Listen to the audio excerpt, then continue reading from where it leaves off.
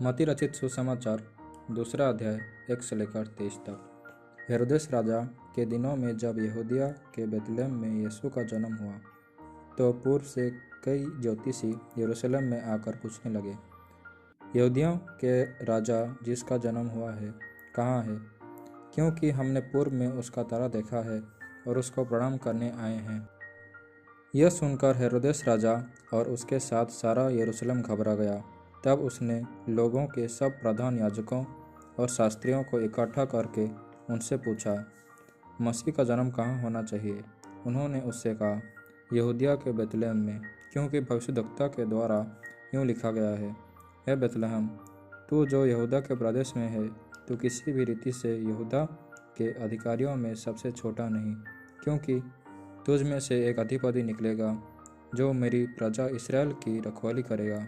तब हेरोदेस ने ज्योतिषियों को चुपके से बुलाकर उनसे पूछा कि तारा ठीक किस समय दिखाई दिया था, और उसने वो गया कहकर उन्हें बेतलेहम भेजा।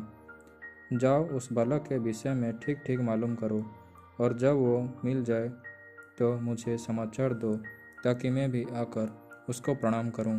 वे राजा की बात सुनकर चले गए, और जो तारा उन्होंने पूर्व में देखा था वो उनके आगे आगे चला, और जहाँ बालक था उस जगह के ऊपर पहुंचकर ठहर गया।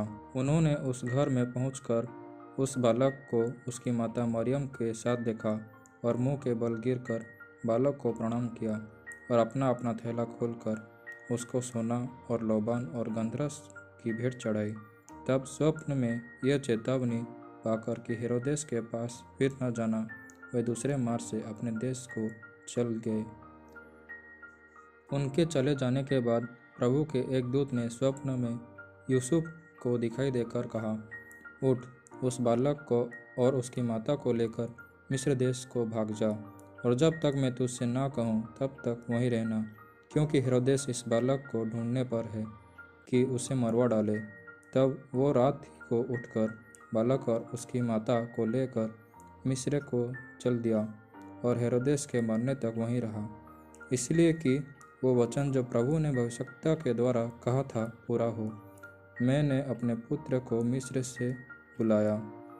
जब हेरोदेस ने यह देखा कि ज्योतिषियों ने उसके साथ धोखा किया है, तब वो क्रोध से भर गया, और लोगों को भेजकर ज्योतिषियों द्वारा ठीक ठीक बताए गए समय के अनुसार बेतलेहम और उसके आसपास के स्थानों के सब लड़कों को जो 2 वर्ष के या उससे छोटे थे मरवा डाला।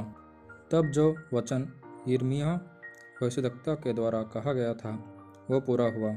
रामा में एक करुण नाद सुनाई दिया, रोना और बड़ा विलाप। राहेल अपना बालकों के लिए रो रही थी और शांत होना ना चाहती थी, क्योंकि वे अब नहीं रहे।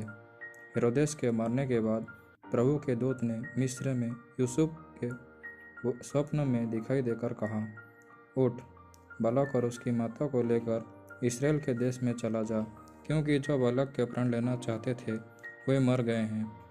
वो उठा और बालक और उसकी माता को साथ लेकर इस्राएल के देश में आया, परंतु यह सुनकर कि अरखिलाउस अपने पिता हेरोदेस की जगह यहूदिया पर राज्य कर रहा है, वहाँ जाने से डरा।